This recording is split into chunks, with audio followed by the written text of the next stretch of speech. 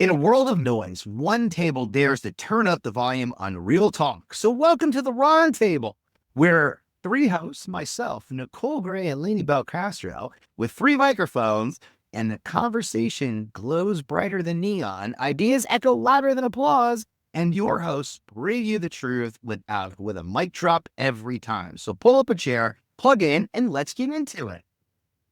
Hey, Ron, how are you?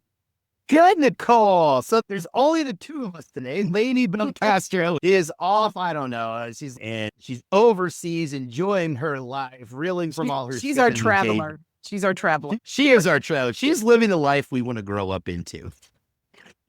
Exactly. But you still got two of us. You still got two out of the three. You know, the table is safe. The table's in good hands. The table is in good condition. We got other room, but we and I got a cover. So welcome everybody to our very first episode. So what we really want to do today, Nicole and I want to bring to you is what in the heck is the roundtable about? We've seen these faces from other podcasts like What's Next Gen X, which Nicole has with her cohort over there, and I'm sure some of you have seen it. And I've had Beyond the Bottom Line. But we've come together to bring you something different. We wanted to make sure that we had real talk, real voices. We're dealing with real issues. And we wanted to give you something a little bit more than a single voice thrown out there into the universe. And I couldn't think of two better people to lead this with than you and ladies. So I'm really excited to kick this off. And let's give all the listeners an overview, Nicole, of what are we really going to do here? Yeah. So I think the biggest thing for us is when we all got together, we all are entrepreneurs, right? All of us have our thing. We all have corporate experience and that whole thing. But we wanted to have a real conversation because we see on social media, it's like, hey, do you want to earn $1 million a month? And hey, being an entrepreneur is the best thing since sliced bread. And it's okay. It's calm down. So this is what you're going to get. Honest conversation of what it means to be not only an entrepreneur, but just the day-to-day stuff. And I feel like folks don't talk about that. They see Shark Tank and everybody's like, ooh, I could do that. Sure, we all could. But there's so much more when you behind the curtain. And that's the thing we're doing. We're peeling the curtain and having a real conversation. It's great you have an idea. It's great you want to be an entrepreneur or solopreneur or whatever. And we'll have conversations about that whole thing. Everybody calling themselves something. But at the end of the day, you got to have a plan. And what does that mean? And we're really going to break some stuff down. So what we're going to, our thoughts today were to really kind of give you an idea of what to expect in future episodes because, hey, there's a lot to talk about. It's not just even having the plan. I like to think too, and we've talked about this where it is really the will and the tenacity, because this is not, like you said, this is not all peaches and cream like everybody makes it out to be, like, buy this book and 6 steps to being a certified millionaire. No, it's not. So first off, let's just break down the word. So entrepreneur sounds fancy, but it often means broke, brilliant, and a little bit bananas. And sometimes all that can be either in a day or the same week. And I'm sure everybody can attest to that. And then also with it, we all like to call ourselves that. But at the end of the day, Ron, I'm sure you would agree, it's not about titles. It's not about the title. It's not about the vibe. It's about risk, resilience, and reinvention. That's really Oh, I love that. And that about hits the nail on the head. I always make the joke in my house, I'm not the CEO, the COO, the CFO. I'm the head of maintenance. That is my role. It doesn't mean I don't contribute evenly or even advance in some areas. Somebody can take the trash out. That's all I'm saying. Exactly. Every role is important, no matter what you call yourself. And that's the whole basis of an entrepreneur. You have that hat that got 19 brims on it that you're always swiveling around. Where does it land today? And Ron, that's a great segue because again, let's talk about the myth versus the math and mess. And you've touched on something. The myth. You'll have so much freedom when you're an entrepreneur. But like Ron said, the reality is you're the boss, the assistant, the janitor, the therapist. I know for me, sometimes I'm the lunch lady. It really just depends on what's going on. But you wear so many hats. I remember, Ron, starting my own business and I needed tech support. And then I realized I was tech support. I was like, oh, okay. You don't even want to know how many calls and money I spent just on Microsoft, on Google, just to get set up the right way. And then I'm not locked out for 3 weeks. And I couldn't even get back into my own stuff. I'm like, Yeah. you want to talk about it? I don't have a future in IT. There's a reason I didn't go into IT, and that's one of them. But Exactly. And you miss those days and you have to be realistic. And I think people see entrepreneurs on the boss and they don't understand what that means. Yes, you're the boss of everything. Now, if you're blessed to have a team, that's great. But even with that team, and you know this, Ron, because you've hired people, you've done that. I haven't done that yet. You're still the boss. You still have to make sure, because at the end of the day, that's your passion, not your team's. yeah, and exactly to that point, yes, I've had some people that I've known and that I trusted that I brought on that were in a similar situation, but weren't ready to launch their own business at this juncture. They were still looking to get back into corporate. And I was hoping that I could drive something quickly enough to do, but then you're hiring them as contractors. You got to come to an agreement of what that means, what that rate means, how you're going to pay that, making sure that you're set up right with accounting and taxes, that they understand the implications of it, that you're paying them the right way. There's so much that just goes into the bookkeeping side of it. And yet I have a great accountant, but he doesn't do my day to day. He just makes sure every quarter that I'm on the straight and narrow. We're looking at my statement, which generally is like definitely in the red, especially in that first year. So you don't have that support. But you said something I want to go back to. So, and you have this free time, the myth of you have that free time. I'm going to tell you from my perspective, and I would love for you to chime in on this. Yeah. In this first year, even today, going into like month 15, when I have free time, I'm having like a panic attack, because that means I'm not meeting anybody. I'm not driving any business. I'm not having any conversations. So while the free time to go mow your lawn or take your dog for the walk or go out with your friends for brunch, that all sounds fine and good. But man, in that first 2 or 3 years, free time, it is nerve wracking. Yeah. Okay. So, Ron, you said everything with that one because I felt that in my gut, because I feel like that. And that's too because all the years we spent in corporate, if I had some free time, at least I know I'm still getting paid, right? Yeah. But when it's all on you and I have time to run here or run there or whatever, I'm constantly thinking of, man, I would kill to have a client right now. Or if I could be working on something right now. And that's the part that's really hard. You said it all that. Free time mean no money time. Let's just be real. Let's just be real. Yeah. And that kind of goes into, again, Ron, you're killing it with the segues for me. Build it and they will come. No, they don't. That doesn't happen. It sounds good. It works well in a movie. Build it and they will come, or he will come, or whatever. But building is one thing, but selling it, staying consistent, pivoting, failing forward, that's the real work. And if you can handle that, because I went into it, Ron, I don't know about you. I went into it very realistic. I saw friends and family who were entrepreneurs. I knew realistically, first of all, I didn't worry about social media. I knew I was going to make $1 million the first 7 days that I started my business. But I still, as much as I was very realistic, it still was hard where I was like, I got I'm doing this great stuff. Why wouldn't people want to use me as a coach? Why wouldn't people want to come to me as a consultant? Because there's 9 million other people doing the same thing. That's why. Yep.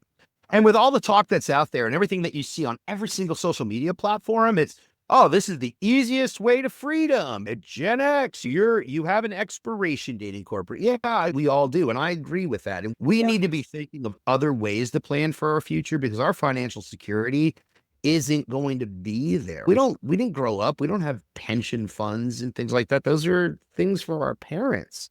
It wasn't offered. So we're going to be working until we're 75 or 80. But just getting there is not as easy as they make it out online. Every day, my feed is always full of, take this webinar and 6 steps to your financial freedom of the future and have this book. Unreal. If not the webinar, it's the masterclass. I can't do it. Yes. Or the countless emails. Let me show you how I worked with another business and they had 100 clients or 100 whatever. Again, it all sounds good, but just prepare yourself, which ties into the emotional roller coaster. And it really messes with your confidence. You wake up one morning and you're like, oh, I got this. And then by 4 o'clock, you're like, I don't got this. And it's going to be like that for a while. Even if you're doing well, but you have to continue to do well. You can't just say, oh, I have 5 clients this week or whatever you're selling and I sold this. Yeah, you got to keep it up. That's the part. Yeah. You got to keep it up. Yeah. And right there for me, I think that's where my imposter syndrome creeps in. Yeah. So like you, like I knew what other people were going through to do this. And I wasn't fully bought in when I first started this. I was still looking for work. I looked for work simultaneously, trying to figure out where my path was. And early on, it was really tough because over 900 applications out there. I heard back from 70. That's it. And most of those, I think, that resulted in 6 interviews for 5 jobs that I did not want. And the one that I wanted pulled the offer after they made the offer because the person that was originally going to take the job that declined it came back into the fold. Oh, wow. Yeah, you're sitting there and you get to a certain age Yeah. and you don't find those opportunities. So I happen into this, but I came into it wounded already. To be very honest, my confidence was wounded because after 29 years of working my way up from being a front desk person to a national director of recruiting and talent acquisition and ops, to feel that fall and to have nothing coming back to you for opportunity, and then jumping into this and feeling those struggles on a daily basis, it'll mess with your head. I still don't sleep a lot of times a night. I think I sleep about 3 hours. Yeah. We're no longer the new kids on the block, pun intended. Because like you, and of course we'll share more of our stories too. You'll be able to hear, but I was laid off. And that was hard too, especially when I was ready to leave. And it's like they beat me to it. It's like dating that guy and you're like, this is not going to work, but you don't get around to it. And then next year he breaks up with you and you're like, whoa, I was going to break up with you first. Yeah. It just sucks. It just sucks. Yeah. Which leads now to risk tolerance versus risk addiction. Entrepreneurs like to say we're risk takers, but there's a fine line between brave and reckless. And I think a lot of people, again, get caught up on social media, what they see on TV, just the word. Well, sometimes I'll meet people like, I'm an entrepreneur. And I'm like, no, you're not. It sounds dumb. I can just tell you're not. You know? I'm praying. It's like me saying, I'm a size 0. You're not. But it's hard. I made Hampton wallets on the weekend and tell them at the swap meet, you are not an entrepreneur. You are an opportunist. Right. Kids last week at a lemonade stand, they're not entrepreneurs. Okay. No, It's fun. no. But they're not doing that every week. Yeah. Your future is not riding on it. That's the whole thing. And that whole thing about risk, you stated it so well, like you almost, I don't want to say I've become risk adverse. Yeah. But in corporate, I was a lot more aggressive in pushing new ideas, ideals, and thoughts. We had a safety net too. Let's be Yes. honest. That helped. Yes. In this, it's not so much. Yeah. I could be risk in corporate because if I fall, the net's going to catch me.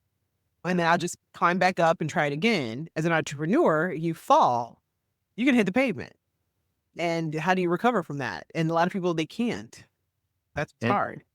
Well, and I think as we go forward and we talk about this, and we'll get into this in future conversations, but it's how do you even grow that business? It's not as simple as they put it out online. It just isn't. And there is financial investment that's involved to get out there. There is not just one magic bullet and one platform and one thing that works. And it's not just getting noticed on LinkedIn or, hey, if I could get Taylor Swift to one of my posts, awesome. Chances of that happening are about. So, yeah. Or the people who sell you don't need to invest any money. Just start today. What exactly does that mean? Yeah. What? Yeah. Okay. And so with that, let's talk about the loneliness factor, Ron. Because sometimes it feels like no one really gets it. You know what I mean? Because I remember getting laid off and then making a decision, I'm not going back to corporate, and then tell people I'm going to do my own thing, starting my own thing, and then people will still be like, well, no, what are you doing again? And I'm like, I've told you 50 million times, this is what I'm doing. Oh, okay. But so you're not I'm not there anymore. Come on, people, help me. So. Yeah. The whole, what is it that you do again, always killed me. Yeah. It's still killed because I still have people that even some of my friends are like, wait a minute. what do you do again? And I'm like, I've explained this to you 15 times. But you get that a lot, like from folks that maybe even are looking there. For me, it's like I used to teach the recruiters that I would train. There's not one platform to connect with people. Like we're in this really diverse time where you have 5 different generations looking for work, 15 different ways. And it's the same thing from a business and sales perspective of, oh, you have these multi-generational people out there that are all connecting different ways. Everything is saturated. There's not one thing that's working. And you're isolated in this. You have all these different communities that are built and the different things that do different stuff. But there's a lot of these different Slack channels that some of them are free, some of them are charges, some of them are overridden, some of them are pointless, some of them you do stuff like I got really lucky to meet like-minded individuals. That's how you and I met. We took a risk. We had commonality, but we followed up and followed through and we became friends. And Ron, please, okay, real quick. I'm sorry, because you have to repeat this. You have to repeat what you just said for the people in the back. What did we do? We followed through and followed through. Thank you. People think it's infinite. I'm gonna meet people and I'm gonna collaborate. We're gonna have this great idea. We're gonna make all this money. But, and again, something we'll talk about, it's entrepreneur and getting ghosted, being ghosted. Entrepreneur, you meet people and you're like, hey, let's follow up, exchange cards or information, whatever. And it's just like nothing happens. Or Brian and I have dealt with this very, very recently. You meet people and they're all about, what are you going to give me? And then we got to ask for something and it's crickets. Yeah. Yep. So, yeah. Yep. You got to be careful of the people you meet. Everybody doesn't have your best interest. Yeah. In mind. You got to have your guard up because it's kind of like Forrest Gump. Stupid is a stupid does. Gosh. Honestly, being an entrepreneur almost takes you back to high school. You got to prepare for the different flicks. Yep. So it's just the mean girls are now doing master classes. No, I'm just kidding. The mean girls and the mean guys. They are doing master classes. Yeah. But I'm really excited about this, Ron, and I'm glad we were able to do this because so many people talk about the fluff side of entrepreneurship, and we're just going to tell them like it is, and the good, the bad, the ugly. And we're so looking forward to breaking down a lot. We just talked about having Lainey on, sharing more personal experiences. And I think that we're definitely onto something. And I feel like just in the state of the world and more people are getting laid off or fired or whatever, people are going to try to figure out what to do. And we want to be that resource for you. Yeah. At least if we're not a resource, maybe we just break up your time and give you a laugh. Maybe you just change your thinking a little bit. You share it with a friend that makes a difference. Yeah. We really just want to be a voice of sanity in an insane world. With reason. Yes. Yeah. But I think doing it too, so people understand the three of us don't come from the same background and offer the same services in what we do as entrepreneurs. So you're getting 3 different perspectives from 3 independent business owners that could collaborate together. But like the Ghostbusters, we don't cross the streams. Yeah. But we love to knock down your 500-foot marshmallow man. Yeah. And you'll notice we'll have a lot of funny we'll have funny references to 80s and 90s because that's our jam. So as long as you like 90s old TV shows, movies, music, and all that, we're all going to get along great. Oh my God. Of course, we have current references. Come on. And with that, we will end every show, Ron, with our WTF moment of the week and our FTW moment for the week. And that's for the win. So we'll have both. And it just depends on, and they're going to be good. And some will be funny and some will be like, what? I didn't know about that. But that's the whole point. It's just, instead of ending most podcasts when it end with some little whatever, no, we're going to end strong. We're going to end strong and give you something to think about or laugh about. Yeah, absolutely. Sorry. So I'll kick it off. So here's my, because I like to end on a positive. So my WTF moment for the week was somebody last week shared a post on LinkedIn that absolutely abhorred me, where a recruiter had shared the importance of taking the address off of your resume, which I totally agree. Your address shouldn't be on there. But for the fact that they said, I will use that to see where you live and the economic status of where you own or rent in order to negotiate your salary. Yeah. That person take that post and fire that person. If somebody was on my team like that, I'd have put them on a pip or walked them out the door. So that's my WTF. Recruiters, do better.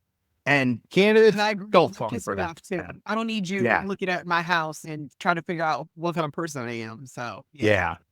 Now my for the win. If you're ever in New York, MJ the musical. Yeah. Yes. Saw it over this past weekend. First time I ever saw it. Absolutely mind blowing. Nice.